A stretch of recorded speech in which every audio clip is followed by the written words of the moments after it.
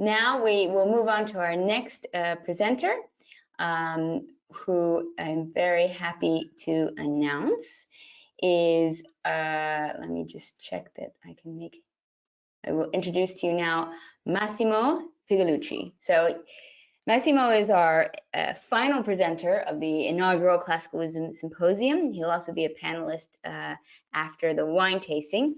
But just to let you know a little bit about Massimo, he is the K.D. Arani Professor of Philosophy at the City College of New York and author of How to be a Stoic, Using Ancient Philosophy to Live a Modern Life. Pigliucci has a PhD in evolutionary biology and philosophy, and his research interests include the philosophy of science and the practical philosophy of Stoicism. Today, he will be talking about how to be a Stoic when facing modern politics. I think this is something that we can all agree is of the utmost importance, so I hope you are paying very close attention. As always, please feel free to write your questions down, and we will address them at the end. And just check that, Massimo, that we can see your PowerPoint. Can you share your screen with us? Sure. How's that? Beautiful. If you want to just click play, and then I will disappear. All right. Wonderful. Actually, hold on a second. Let me minimize this thing, and then I'll hit play. Okay. Thanks, Anya. Wonderful. Thank you. That was a nice introduction. Yes, that's right. Stoicism and modern politics. This is just what, a little bit more than a week before the U.S. presidential elections, so I guess it's particularly appropriate.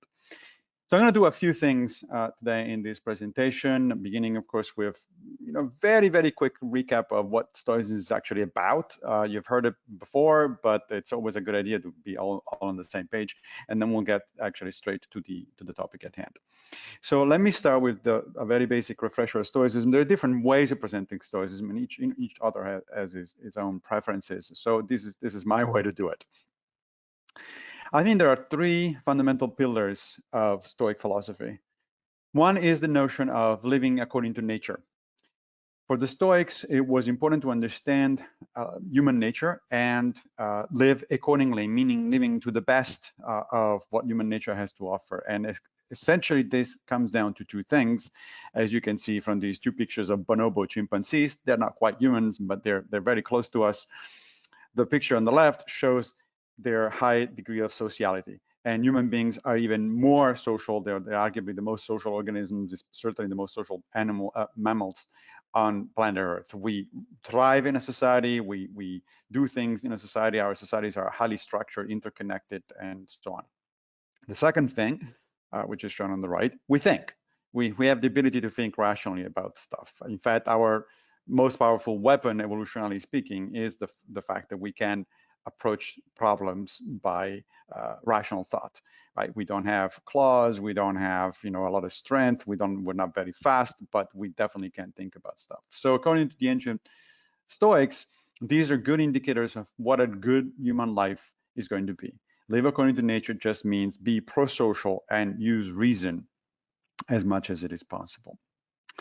The second pillar of Stoic philosophy, both ancient and modern, is what is sometimes referred to as the dichotomy of control.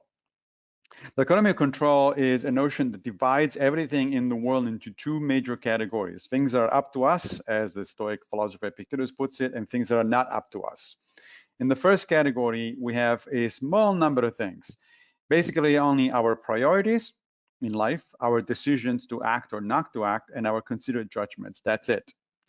Everything else really we don't control. We can influence, of course, but we don't control. And in that second category fall things like our health. We're in the middle of a pandemic, so I'm sure we're familiar with the notion that we could get sick at any moment, no matter what we do, because that's the nature of viruses and pandemics. Of course, it is up to us on the left side to make the right decisions, arrive at the right judgments, about what to do in the middle of a pandemic. But nevertheless, the viruses are viruses, and we could actually, the outcome does not depend on us. We could get hit no matter what. So our health, our wealth, our career, our reputation, all these things that typically people care a lot about, they're not really under our control.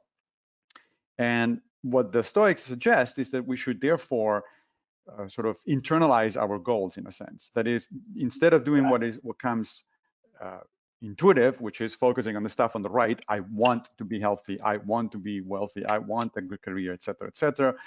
Focus on the stuff on the left, which is the one that you really control, and then, of course, the one on the right may or may not follow. More likely than not, will follow if you do the right things, but there is no guarantee. So in a sense, the stuff on the left, the stuff that we control, is internal to ourselves, and it's essentially a portion of our unconscious thinking. Everything else, stuff that is not under our control, is external, including our health, and therefore our body is in fact counted as an external. The third pillar of Stoic philosophy is what are often referred to as the four cardinal virtues, and these are courage, justice, prudence, or practical wisdom, sometimes it's called, and temperance. Prudence or practical wisdom is the notion, is the knowledge of what is really good for us and what is not really good for us. If we don't know what's good for us, then we're going to act badly in life. Courage is not just physical courage, but it's moral. It's the courage to do the right thing. Justice is what tells you what the right thing actually is. And temperance is the virtue that tells you that you should do things in good measure, in right measure, neither too much nor too little, neither overshoot nor undershoot. According to the Stoics, these four virtues are all interrelated, they're connected, and essentially they're all aspects of the same underlying thing, which is often referred to interchangeably as virtue or excellence, the Greek word being arete, or wisdom, or right reason, according to the Stoic Seneca. Right meaning pro-social reason, the kind of reason that helps in a social environment, in social group. So that's the Stoicism in basics, Stoicism 101. Now let's get to the actual topic, which is what does Stoicism say about politics and how we should deal with politics, not only in ancient Greece or ancient Rome, but of course in the 21st century on planet Earth in general. So the first thing I want to talk about a little bit is the Stoic attitude toward elections. As I said, in the United States here, we are just about to face arguably a momentous election. One of the people have been talking about it is the most election in the entire eastern of the country. It may or may not be an exaggeration, but it certainly is going to be an important one.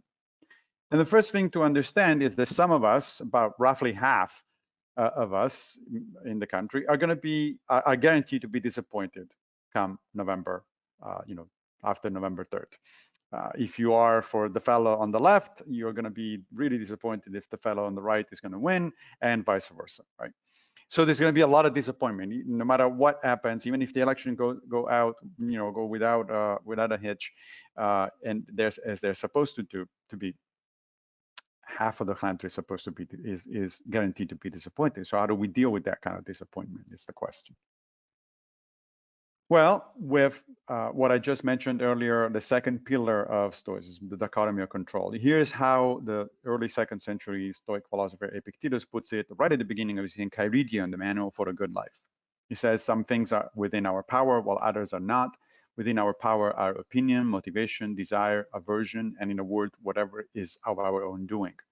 Not within our power are our body, our property, reputation, choice, and in a word, whatever is not of our own doing, which is essentially what I just explained a few minutes ago. How is that going to be helpful? Well, according to the Stoics, the dichotomy of control applies to everything in life, from the minor things, the things that you do every day, you have to interact with other people every day, to the big ones, such as major setbacks in life, tragedy, and of course, elections.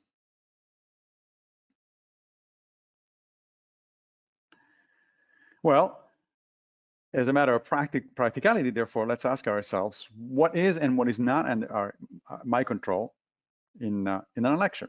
Right? I asked myself that question in order to be a good practicing Stoic, and I came up with this little table, which is a partial list of things that fall into either category, according to Epictetus.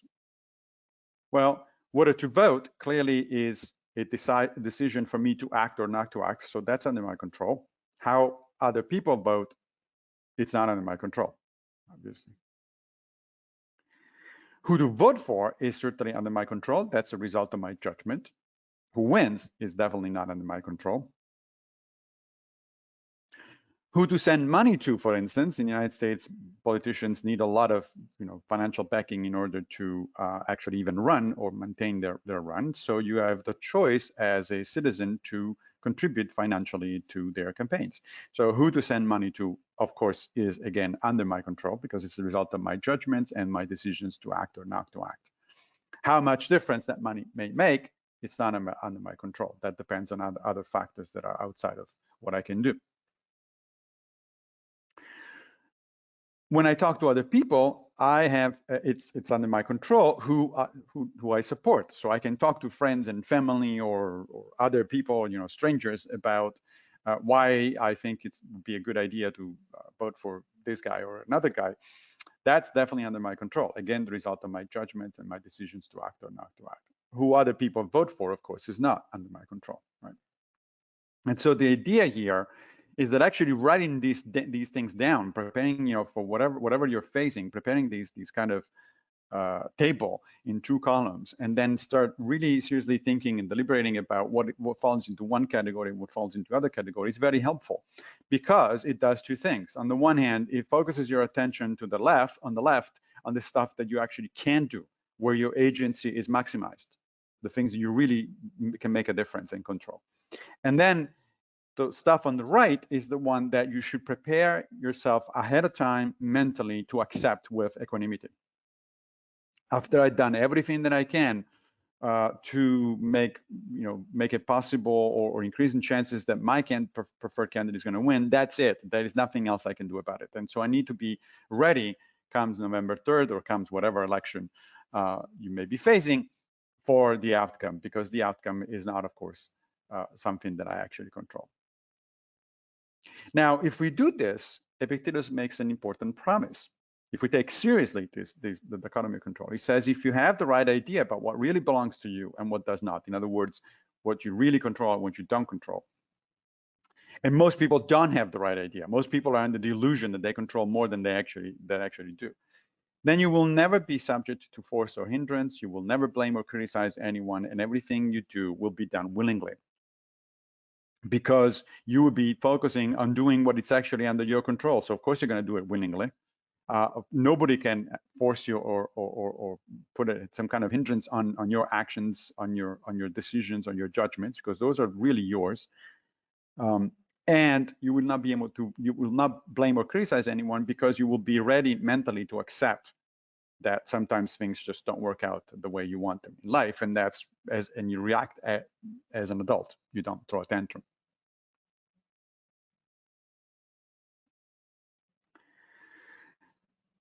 Then there is the issue of what kind of Stoic attitude one could adopt toward political discussions, or in fact any other kind of discussion. So forget now the election. Now we know how to deal with the election and its outcome.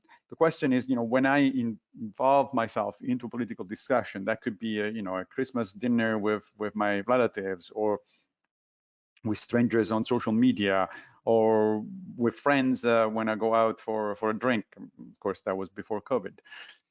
How should we approach discussions? Political discussions are a particular type of discussions, but discussions in general on any topic that has the possibility of being a tough one to discuss, then we need to ask this question: how do we deal with that from a Stoic, and what can Stoicism say or help us do in this respect? First of all, let's make sure that we understand that the political polarization in the United States is not, in fact, a figment of your imagination. This is a real thing. These are data that I'm showing you from political science studies and social psychology studies over the last several years that show that, in fact, by a number of measures, the divide between Democrats and Republicans in the country has increased significantly. Look at 1994 or 2004, where there was, the mean of the median of the positions within the country were actually fairly close to each other. There wasn't that much of a distinction between the moderate Democrat and a moderate Republican. But now, but later on in 2014, so this is even before the last election, the divide has widen significantly, and I don't think there are data that extensive data for after that, but I'm sure that it probably increased even more. So this is not a figment of our imagination. This is a real problem, and very likely the same kind of study could be done, or possibly has been done in other countries, like in the UK, for instance, and coming up with similar results. Now, what that means is we're increasingly shifting from conversation to argumentation, right? We're not having a conversation, we're not having a dialogue, we are having arguments. We're having arguments. And this, for those of you who don't recognize the reference, is Monty Python's famous skit about the argument clinic, where John Cleese says to his client, his client wants an argument. He says, well, I want an argument. It's like, no, he starts just saying no or no or no. So, but that's not an argument. Yes, it is, or no, it isn't. The notion being that once the discussion gets dichotomized, that once the discussion comes down to yes or no, to good or bad, et cetera, we really don't have a conversation. We have an argument, and in fact, we're having a bad argument for that matter. Now, the Stoics have quite a bit to say about this. Marcus Aurelius, for instance, in the Meditations, says, men exist for the sake of one another. Teach them then, or bear with them. So the first thing that the Stoic should do is to try to teach other people, in other words, to explain his position or her position to other people. That is how you dialogue with other people, right? But if you see that you're getting nowhere, then you have to fall back to the second option, which is to bear with them, right? Arguing with people when it's obvious that they're not listening, or when it's obvious that the conversation is not going anywhere, only causes frustration for you and anger for other people, and that's not getting you anywhere. So teach them or bear with them. Also in the Meditations, Marcus says, consider you also do many things wrong, and that you are a man like others. And even if you do abstain from certain faults, still you have the disposition to commit them, though either through cowardice or concern about reputation or some such mean motive, you abstain from such faults. So what he's saying there is like, don't think that you're so much better than other people. Of course, those are the idiots there. Those are the people who are understanding. Those are the people that need to be, told what to think. You probably have the same issues. You probably have similar limitations. You're a human being after all. And you make the same kinds of mistakes or similar mistakes. And so the notion is that we should be more charitable toward other people's positions and even other people's mistakes, simply because they are human beings and so are we. And if we reflect on this for a second, we will realize that in fact, human beings in general make mistakes. Human beings in general are prone to say things that are not necessarily true, correct, supported by the evidence, et cetera, et cetera. So just like you've done it, and you probably will do it in the future, other people will do it, and therefore the best, most rational, and most pro-social attitude you can adopt is one of tolerance, based on the fact that you tell yourself, you remember to yourself that you are just as valuable as other people. Now, we often hear in today's political discourse that not only there are two sides that are sharply divided, and they don't really talk as much as argue or insult each other, but in fact, often enough, we now start hearing things like, the other side is just downright evil. I can't believe that somebody would think that way. They must be either stupid or evil, and that is a very dangerous way of carrying on social discourse in any area, particularly in the political area. And again, the Stoics have something to say about that as well. Here's again Marcus Aurelius. They are certainly moved toward things because they suppose them to be suitable to their nature and profitable to them. But it is not so. Teach them then, and show them without being angry. So the notion, again, is that other people are saying what they're saying or doing what they're doing because they think they're right.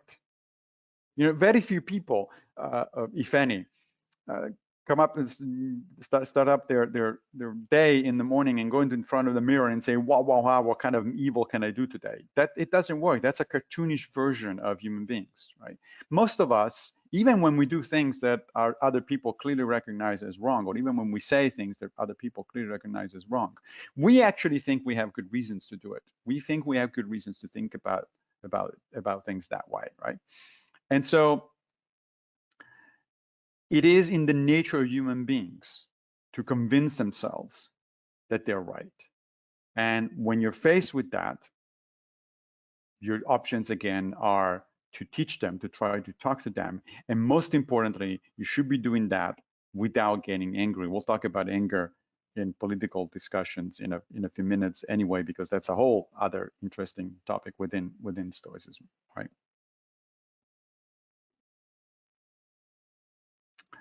Again, from the Meditations, Marcus says, with what are you discontented? With the badness of men? Recall to your mind this conclusion, that rational animals exist for one another, and then to endure is a part of justice, and that men do wrong involuntarily. So he's saying several things here. First of all, right at the end, he said men do wrong involuntarily. This is a notion that goes back to Socrates. In one of the Platonic dialogues, Socrates says that people never do evil on purpose. They do it out of ignorance. Out of ignorance, meaning out of misunderstanding of the right priorities, out of misunderstanding of the issues, out of misunderstanding of what is the right thing to do. Not ignorance as in they didn't go to college. In fact, evidence from modern psychology shows that smarter people, more educated people, are actually more likely to fool themselves and to rationalize things out instead of thinking rationally about them, precisely because they're smart and can think in creative ways. So intelligence and education are not necessarily counters, good vaccines against believing things that are not true, that are not the case, and people can rationalize things very easily, right? But nevertheless, when people rationalize things, it means that they are doing what they're doing wrong, not on purpose. They're doing wrong involuntarily. The first part of that quote is interesting as well. It says, what are you discontented with the badness of men? He says, why are you surprised that there are so many people who do bad stuff? Why are you surprised that there are so many people who behave in ways that are not prosocial, that are that undermine in fact the human cosmopolis and so on and so forth? This is where did you grow up? Did you not observe this when you were a kid? Did you not observe this when you were a young person? Did you not observe this throughout your life? So why are you surprised? And in fact, this is applicable directly to today's discourses. Like I hear constantly people say, I can't believe that that guy is saying this, or I can't believe that they are thinking this. What do you mean you can't believe it? This is not news. This has happened for a long time, all the way back to the beginning of recorded history. People have often said things that are wrong. People have often thought and acted in ways that are actually not pro-social. So why are we surprised by all this anyway? And not being surprised is important, because if you're not surprised by something, if you're mentally prepared to something, you actually be better able to deal with it. Right? But, and this is the middle part of that quote, nevertheless, you have to keep remembering that rational animals exist for one another. Rational animals, of course, are human beings. We exist for one another. This is true. I mean, Marcus wrote way before Charles Darwin, but Darwin and modern evolutionary biology do show that human beings actually did evolve as highly pro-social, highly cooperative animals. Yes, we're capable of all sorts of nasty stuff. Yes, we're capable of all sorts of selfish actions. But fundamentally, as a species, we're highly cooperative. We're highly pro-social. That's because our survival has always depended on this. And so pro-sociality, or what the Stoics would call virtue, is actually ingrained in us biologically. It's an instinct. We have a very strong pro-social instinct that then reason allow us to expand and to make more sophisticated and more effective. Now, here's Epictetus on the same topic. This is a very nice analogy. I think one of my favorite analogies among the ancient Stoics writers about this topic. This man who has fallen into error and is mistaken about the most important matters and has gone blind, not with regard to the eyesight that distinguishes white from black, but with regard to the judgment that distinguishes good from bad. Should someone like this be put to death? If you put the question in that way, you recognize the inhumanity of the thought that you're expressing and see that it is equivalent to saying, should this blind man then, or that deaf one, be put to death? What Epictetus is saying there is, again, a notion that was common among the ancient Stoics, and I think needs to be rehabilitated and understood in modern terms. That is, when people do wrong things, that's because there's something defective in the way in which they think. And we don't know whether that is because of the way they grew up, the environmental influences that that they experienced, the bad company that they kept when they were young, whatever the reasons are. People that do things that is nasty and antisocial, they do that because they are, in a sense, defective. Okay, they don't think well, they don't think straight, and so it's in a sense they're like blind men. Now, if you encounter a blind person in the street, you're not going to put him to jail. You're not going to, beat him up. What you're going to do is, first of all, to make sure that it doesn't hurt other people, and second of all, that it doesn't hurt himself. And then, if possible, you also even help him try to regain his ability to view things, at least to some extent, if possible, right? That's the same attitude that we should approach other people with, no matter what they're saying, no matter how misguided we think they are. First of all, try to do our best to counter their actions if we really do think that their actions are in fact, negative, nefarious, etc. But more importantly, never treat them as evil. Never treat them as subhuman. Never treat them as the other. Just treat them as somebody who is actually in fact defective, whose thinking is defective. And it's not necessarily his fault. You probably would have done the same if you had grown up in the same kind of situation, the same kind of environment. And now we get to anger. Anger for the Stoics was famously a temporary type of madness. The Stoics were, the stereotype about the Stoics is that they are go through life with a stiff upper lip and suppressing emotion. As it turns out, we now have actually empirical evidence, not only philosophical arguments, to show that the two attitudes, the Stoic philosophy and Stoicism, were a little less, the stiff upper lip, don't go together at all. Particularly the suppression of emotions. Nobody can suppress emotions in the first place, or if you try it, that's kind of going to backfire. But that's not what the Stoics were actually suggesting, as I'll show you in the next few slides. First of all, let me start with Seneca, the first century Stoic philosopher, who literally put on anger, anger at the center stage of the Stoic treatment of emotions. He wrote the book on anger. It's an incredible book. I highly recommend reading it today. If you go to the website of the American Psychological Association and look up anger management, 2/3 of the stuff that it's there actually comes from Seneca, whether the authors of the website know it or not. Of course, updated with modern, empirically based research, but essentially all the basic insights are there from already in Seneca. So Seneca says, anger is a short madness, for it is equally devoid of self-control, regardless of decorum, forgetful of kingship, obstinately engrossed in whatever it begins to do, deaf to reason and advice, excited by trifling causes, awkward at perceiving what is true and just, and very like a falling rock, which breaks itself to pieces upon the very thing which it crushes. That you may know that they whom anger possesses are not sane, look at their appearance. Seneca is arguably the most eloquent of the ancient Stoics. I mean, it's just a pleasure to read him. If you happen to be able to read the Latin, the original Latin is incredibly elegant, and you can see sort of a little bit of a glimpse of that in this English translation. Right, he uses an interesting combination of analogies and forceful points, forceful ways of making his point.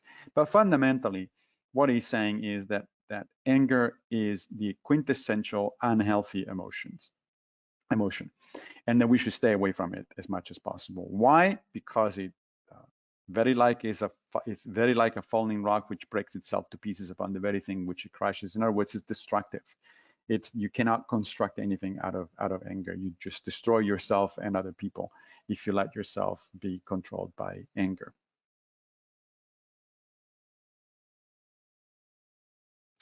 Still on anger, he continues. No plague has cost the human race more dear. You will see slaughterings and poisonings, accusations and counter-accusations, sacking of cities, ruin of whole peoples, the persons of princes sold into slavery by auction, torches applied to roofs, and fires not merely confined within city walls, but making whole tracts of country glow with hostile flame. And we've seen this throughout the centuries, and we still see it today. When people get angry, people get destructive. Okay? Even if the anger may be justified, even if you're angry at an actual injustice, if you act on the basis of that anger, this is exactly what happens. Right? you will see slaughtering, poisonings, accusations, and counter-accusations. And more importantly, you will see reason going out of the window. The very definition of an unhealthy emotion for the Stoics is an emotion that takes over, that is contrary to reason, that takes over reason, and it allows you, blocks you from essentially thinking rationally about the situation. There are also, as we'll see in a minute, healthy emotions, those emotions that are in fact in agreement with reason, those emotions that are actually good to cultivate because they're good for the human cosmopolis, they're good for ourselves. So let's talk a little bit more about the Stoic treatment of emotions. As I said before, this isn't about suppressing emotions, which is something that's impossible anyway, but in a sense, it's actually about managing our emotional spectrum. So the Stoics recognize these two broad categories of unhealthy emotions on the one hand and healthy emotions on the other hand. As I said, the unhealthy emotions are the ones that go against reason. And so are the ones that overtake reason, the ones that destroy, if you remember, a very important part of what it means to be human, right? If you remember the notion of living according to nature, we said that living according to nature means two things: to think reasonably, rationally, and to be pro-social. Well, unhealthy emotions undermine both aspects. They certainly undermine our ability to reason carefully, and as a consequence, they undermine our sociality, our pro-sociality. Examples of these emotions are, on the one hand, fear, anger, hatred, all that sort of stuff. But the healthy emotions are things like love and joy and a sense of justice, right? So when I say, for instance, that anger is unjustified, even if it is triggered by an actual injustice, it's because I shouldn't need, according to Seneca says very clearly that you should not need to be angry in order to realize that something is unjust. There should be you should cultivate a sense of justice that tells you something is wrong, and then you should act on it. But to be angry about it, to start falling into the direction of hatred, it's not helpful, even when it might in fact be justified. In a kind of an interesting, funny bit on anger, Seneca criticizes Aristotle, who on the other hand said that a little bit of anger is actually useful. And a lot of people think that that is the case, that anger sometimes is not only justified, but actually useful because it motivates you, right? And Aristotle's example is, look, drinking, for instance, a little bit of alcohol, giving a little bit of alcohol to the troops before battle, this is good because it will give them courage. It will make them more willing to fight. And Seneca says, so wouldn't you rather have an army that actually is courageous because they know that what they're doing, what they're fighting for is actually a good thing, and that they do it without alcohol? Do you really want a drunken army, a partially drunken army, to get into battle? If you use that kind of motivation, you're actually undermining your own goals. Now, interestingly, the modern scientific view does not contradict, and in some respects actually elaborates and makes more sophisticated the basic Stoic take on emotions. This is a very simple diagram of the human brain, highlighting the major parts: the neocortex, the prefrontal lobes, the brainstem, the amygdala, and the thalamus. What I want to focus here is the notion that the amygdala is the region where our emotional responses essentially originate. Particularly both positive and negative, but more healthy and unhealthy, but particularly, for instance, fear in the so-called fight or flight response, right? Now, the amygdala is very tightly interconnected, however, with the neocortex. And the neocortex is that area of your brain which evolved very recently, where we engage in complex thinking, right? So our rational thinking comes from the neocortex. Our ability to think rationally comes from the neocortex. And then look at the prefrontal lobes. The prefrontal lobes are the areas where the two bits and pieces of information really come together so you can make decisions. The prefrontal lobes, in fact, integrate a lot of different kinds of information, from the emotionally based ones from the amygdala, the more rationally based one from the neocortex, and even the sensorial information that comes from your eyes, your ears, et cetera, and which is conducted through the thalamus. So the prefrontal lobes are, in a sense, anatomically speaking, what Marcus Aurelius called the ruling faculty, is what actually allows you to make rational decisions in balance between your rational ability to think rationally and your emotions, right?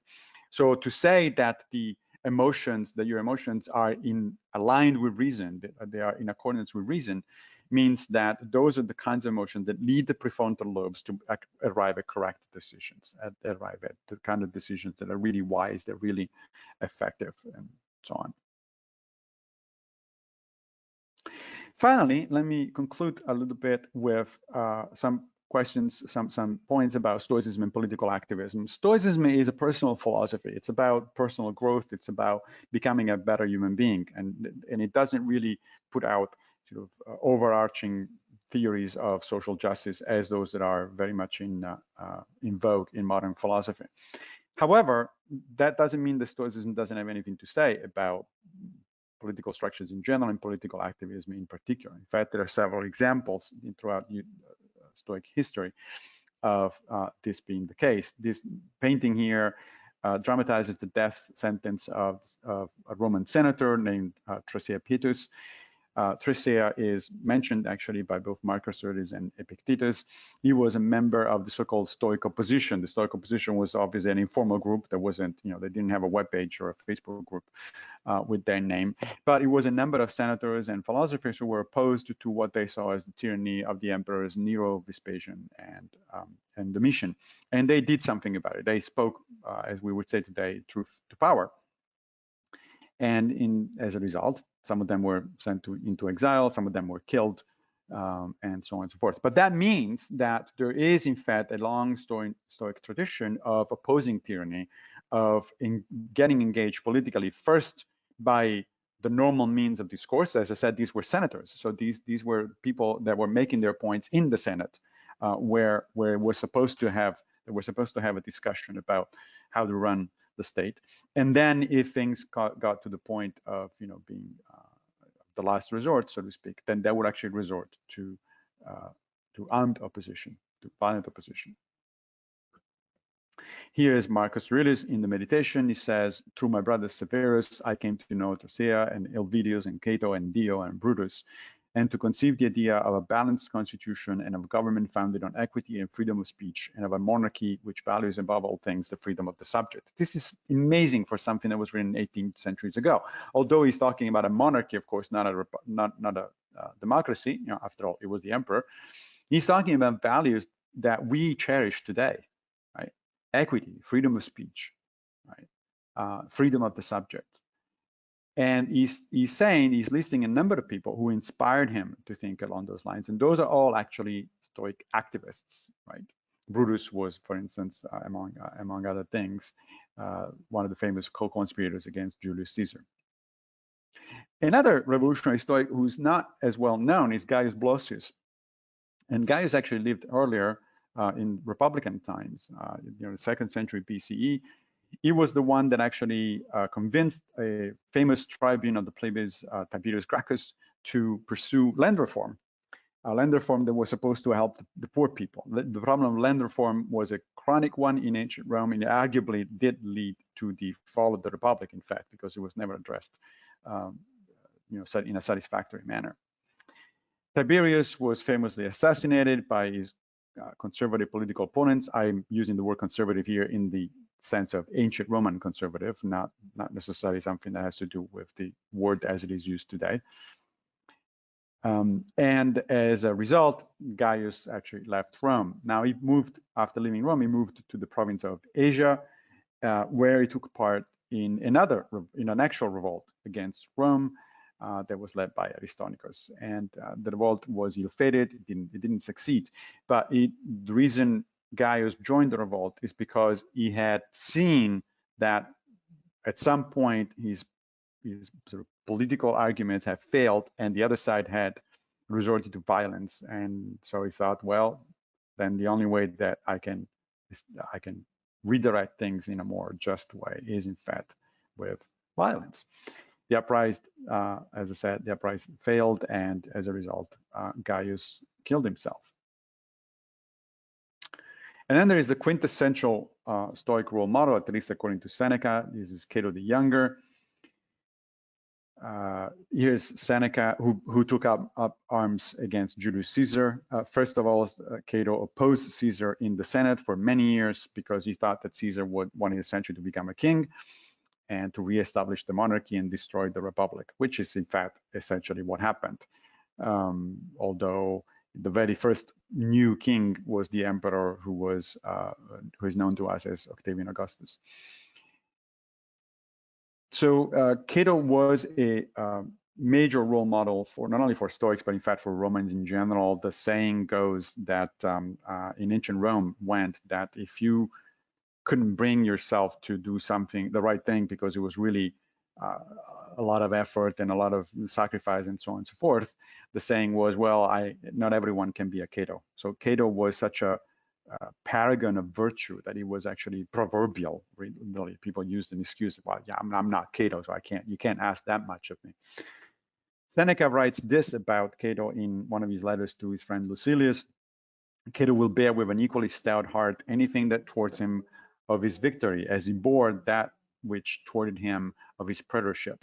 The day whereupon he failed of election he spent in play. The night wherein he intended to die he spent in reading. Imagine this kind of having this kind of role model, right? So as a politician, he lost the elections. Well, he spent the day going out and playing instead of getting upset and angry and swearing at people and so on and so forth. And even the day he died, he actually was so serene and approached things with such equanimity that he actually spent the evening reading. Particularly, he was reading Plato, apparently. One of the last dialogues, one of the Plato's Platonic dialogues about the last days of Socrates. So here are my take-home messages, therefore, about Stoicism and politics. First of all, in everything you do, apply the dichotomy of control. This doesn't apply just to politics. It really literally applies to everything you do. With regard to other people, your two options are the ones that Marcus Aurelius lays out. Teach them, in other words, dialogue with them, talk to them, or when that fails, endure them, but do not hate them. Keep in mind that people do bad things out of lack of wisdom, right? That's why you want to teach them or endure them. They don't do it because they're evil. They don't do it because they want the world to go down in hell, in flame. They just don't know better. Whatever you do, just don't get angry. And the reason for that is because even if anger can be justified by actual events, it will actually lead you into the wrong direction. It will be self-destructive and other destructive. And then always cultivate your ruling faculty. Your ruling faculty, that part of your brain that actually makes the decisions based on an analysis of your reasons and your emotional responses, that's the one you want to cultivate. In fact, arguably, Epictetus' entire philosophy is a version of Stoicism, is aimed at improving your ruling faculty, improving your judgment, improving the way in which you make decisions in life, because from that, everything else really stems. Finally, Stoicism actually does, in my mind at least, require political activism. This is clear from the lives of many Stoics, as well as from what they wrote. So this notion that Stoicism is a self-indulgent philosophy, a quietist philosophy, where there is no notion of getting out there in the world, that's the Epicureans.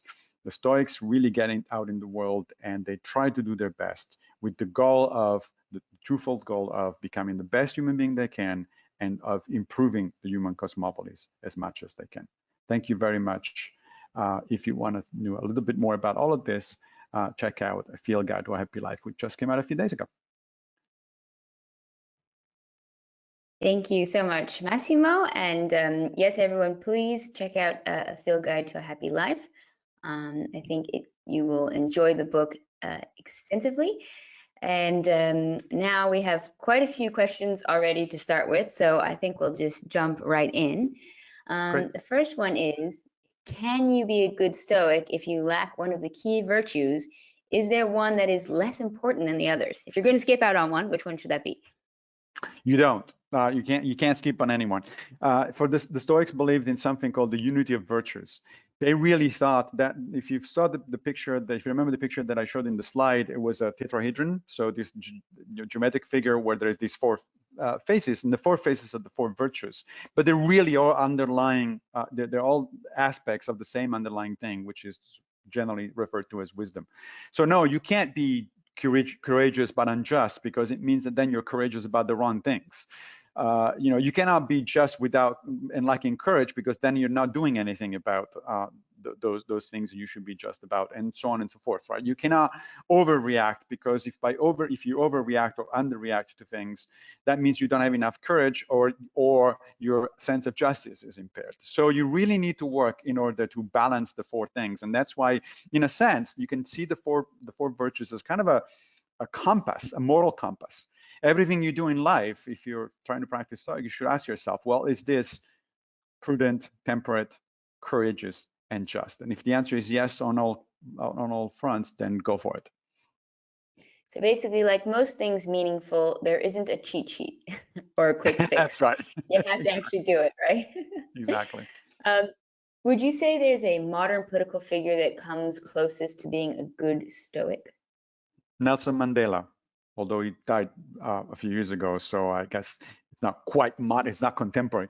But yeah, I think we need to understand that although the Stoics did have this concept of a sage, this is the perfect human being, the one that always does the right thing. In fact, they themselves thought that probably there are never sages around, or if there are, they're very, very rare. But there are role models. There are people that tend to do the right thing and that we can use as a reference point. And I think actually Nelson Mandela was one of those. He spent, was it 18 years, I think, in prison, in order to change things in his country, right? To eliminate the apartheid regime in South Africa, and he succeeded. And interestingly, he succeeded at least in part because he was influenced by the Stoics. Nelson Mandela himself never considered, I don't think at least, never considered himself a Stoic. But one of the turning points that he talks about in prison, when he was in prison, is because one of his fellow inmates smuggled a copy of Marcus Aurelius' Meditations. And Mandela read it, and he realized, after sort of thinking about it for a bit, that his whole approach had been wrong. He had been very angry. He had hated the people that were in charge in South Africa, and he realized, reading Marcus, that that's not the right thing, the right way to go. That what he should do is exactly the opposite: to be forgiving, to reach out even to his captors. And that, from that point on, that was his leading approach. And sure enough, it did work. And he sustained that approach even after he won the day from a political perspective. Even after he became president of South Africa, that was always his approach to things. So yeah, I think Nelson Mandela is a good role model for a Stoic. And can you ever be like fully complete Stoic, or no matter who you are, you're always a work in progress? I mean, like, I think Marcus Aurelius is our most famous example of a Stoic, but I mean, he was still always working on it. Yes, that's right. That's in part what I meant by saying that there are no sages out there, right? The Stoics always thought of themselves as works in progress. In fact, they had words both in Greek, prokopton, or prokoptusa if you're a woman, or proficients in Latin, and those just literally means those who make progress. Right? I want to get that like tattooed, but like only halfway tattooed. That's right, exactly. Is it possible to be a Stoic if you're surrounded by illogical, unreasonable, and overly emotional people? Yes, absolutely. In fact, that is a great reason to be a Stoic, right? Because that means that every time you interact with those people, that's a test of your Stoicism, right? It's a way to see how much progress you've actually done. Look, I consider one of my major sources of Stoic exercises going on social media every day. Right? I have a fairly large, regular presence on both Facebook and Twitter for professional reasons. I mean, I don't go out there and posting videos of cats or something like that. I do it for professional reasons, for outreach reasons. And you can't imagine how many times in a single day I am offered the opportunity to improve my Stoicism in the way in which I interact with people, I respond to people. And of course, sometimes I slip up. Sometimes I do get upset, and sometimes I do use words that are a little too harsh, and then I regret it, and I try to realize this, apologize if that is the case, and certainly remind myself not to do it again. But I think I've improved significantly over the last few years. I think all of us have had that one moment when you've written out this full response, and then right before you click, you're like, maybe I'm just going to erase that. That's a sign of wisdom. Yeah, doesn't always happen. It should happen more often. For the next question is, you say once the question becomes a dichotomy of yes and no, we move from conversation to a bad argument. How can we have a constructive discussion on a binary referendum question, such as Brexit or Scottish independence? Oh, that's an excellent question. So the referendum itself may be binary. In fact, usually they are binary, or by the way they're designed. But the underlying arguments are not, right? I mean, I've actually followed pretty closely both the Brexit situation, and before that, I actually was in Scotland when there was the last referendum. I was vacationing there, and so I was actually following the news locally and the arguments. And while the question itself is a simple yes or no, the arguments underlying those choices are not. They're in fact fairly complex, as it turns out, right? So there are reasons for one position or for the other. I do think I have a personal opinion, of course, in both cases. I think that there are some reasons are better, more convincing than others. But nevertheless, when you talk to somebody, you don't want to start with the question. You don't start with the question, oh, well, are you pro-Brexit or anti-Brexit? Because that doesn't do anything. It just simply puts people either with you, they're part of your club, or against you. And that is what in philosophy is known as a false dichotomy. We shouldn't go around dividing people into, people that are with us and people that are against us. What we should try to do is like, well, okay, so you seem to have an opinion different from mine about this. Let me try to explain why I have my opinion. And let me especially try to listen to why you have and really understand why you have that opinion. Zeno of Sadium, the founder of Stoicism, actually said that the reason we have 2 ears and 1 mouth is because we should talk only half the time and listen twice as long. Now, as a biologist, as an evolutionary biologist, I cannot endorse that is the evolutionary reason why we have 2 ears. But I do think that from a philosophical perspective, that's a very good point. Yeah, oh, I wish people would take this advice, because especially nowadays, I think people are so quick to put somebody in a box, and if you ask the binary question, the problem is then people just associate, 120 things that then could or could not be true about you, but they've made that assumption, even if that's not necessarily part of the reason why you say you're for that thing or not, Exactly. If most of us become Stoics overnight, will this mean a non-Stoical, nefarious actors will take advantage of us and ultimately hold dominion over us? No, I mean, I mentioned earlier that the Stoics are willing to take up arms in order to, fight against tyranny. So no, nobody's going to take dominion over Stoics. Look, I don't think a society of Stoics is something that's going to happen anytime soon.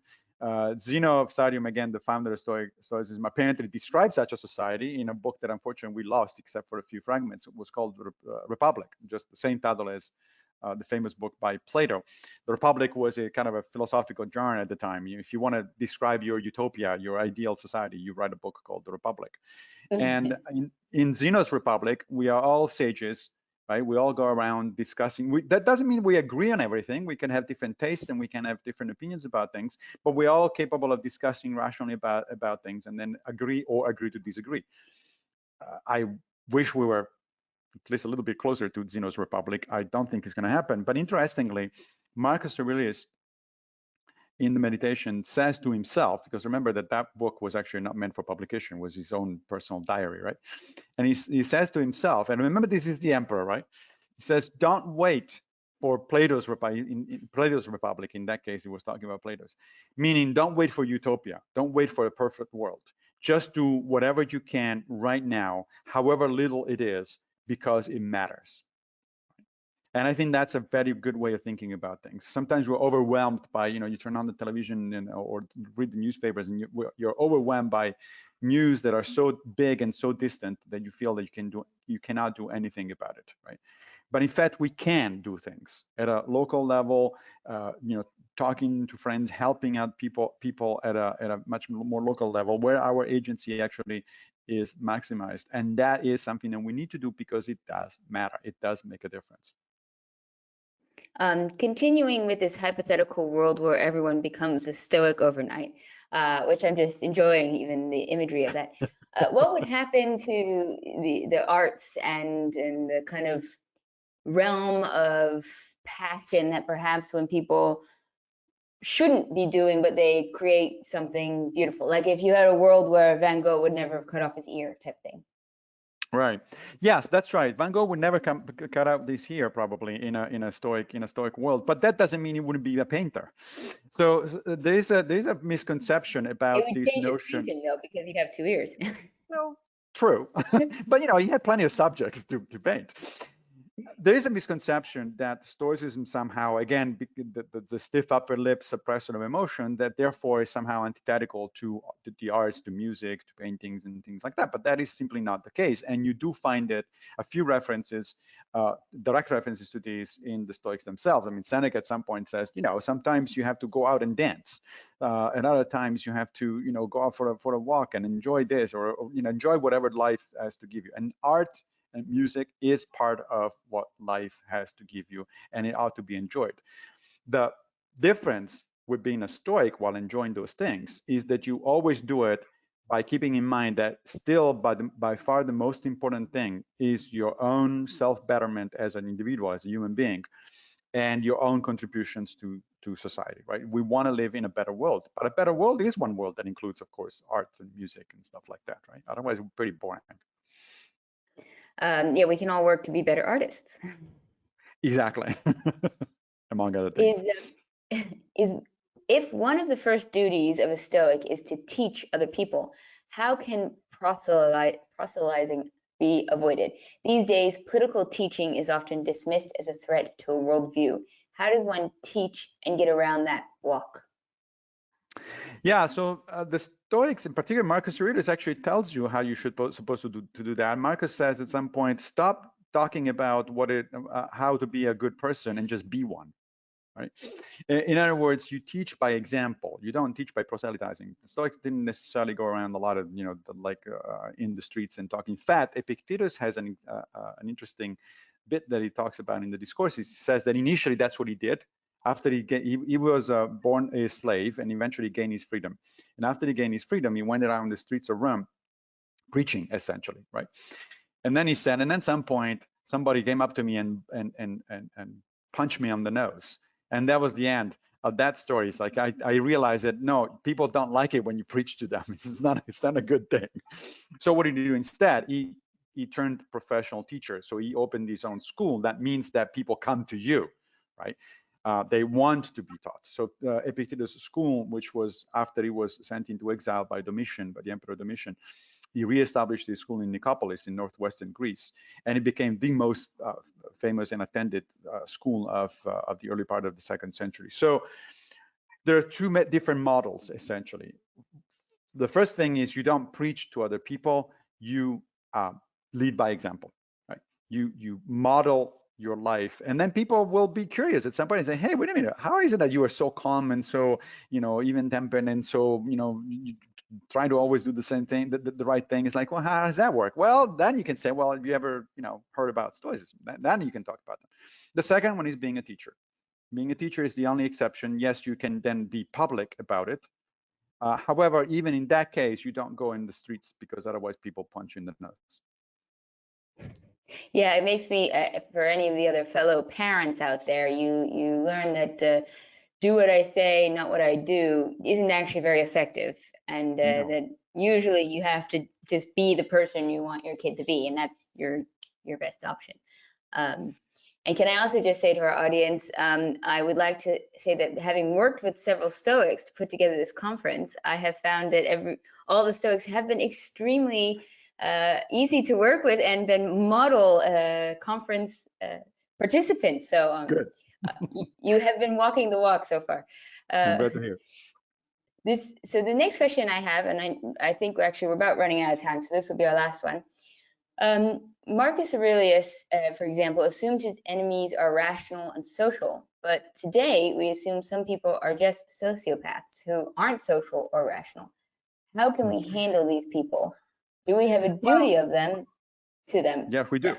We do actually. We have a duty even toward sociopaths or psychopaths. First of all, I would actually caution the use of labels, the light use of labels like that. There's a lot of discussion even among psychologists whether sociopathy or psychopathy are actual things to begin with. But assuming that they're actual psychological conditions, then they are a condition. So these people are literally mentally defective, right?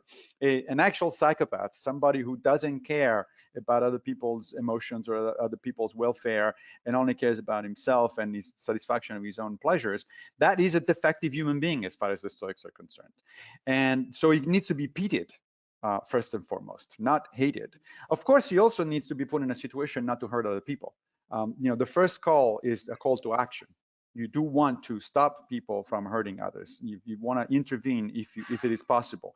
But at the same time, you want to treat that person, as the quote from Epictetus that I put up on one of my slides says, as if they were blind men, right? They're defective human beings. They don't think in the right way, and so they need to be first put in a position to not hurt other people, and second, if possible, they need to be helped, right? But I would also, as I said, caution. It's too easy these days is to label people. Oh, that guy must be a sociopath, or that guy must. Wait a minute. We're not all professional psychologists here. We can't just go around diagnosing people just because we don't like what somebody says. Oh, he's a sociopath. It's like, no, slow down. He is definitely somebody who's saying something you disagree with, right? Okay. Well, then let's stop and think about what exactly he's saying. Have you actually heard him? Because he might actually have a point. And after you heard him and you thought about it and you decided that, yeah, still the guy is probably a sociopath. Okay, now it's time to act. Now it's time to actually take action and see what you can do about the situation. But I caution people from some jumping on these labeling game that makes it too easy to discard other people, to dismiss other people, and in a sense, to dehumanize others. Yeah, I always think of Godwin's law for that. The amount of times people just jump in and say so and so is Hitler or Nazis or something like that, and you're like, is there really 6 million Jews that have died somewhere? Because if not, that is actually disrespectful to history and the people. Right. Yeah. Philosophers have come, I'm glad you mentioned Hitler. The philosophers have come up with a new type of informal logical fallacy, which is called reductio ad Hitlerium, that is reduction to Hitler. And the notion is that whenever you run out of arguments, you bring in Hitler, right? You say, oh, he's just like Hitler. Well, that means you lost the game because it means you have no arguments. If you have to pull out that kind of example, exaggerated, over the top example, that means you really don't have a good argument. So you might want to work on your arguments first before invoking Hitler. Okay, everyone, did you get that tip? Just don't bring up Hitler. Well, Massimo, I think we've reached to the end of our time limit, and we are at the point where we're going to start the wine segment of the evening. And I just want to say thank you again so much for your presentation and your advice. And I hope that everybody who has come here to listen to you, so you get to be in the teacher position, gets to take away some of those very important lessons that maybe can be passed on as well to, I think, hopefully everybody these days really need to hear some of these lessons. Thank you. It was a pleasure.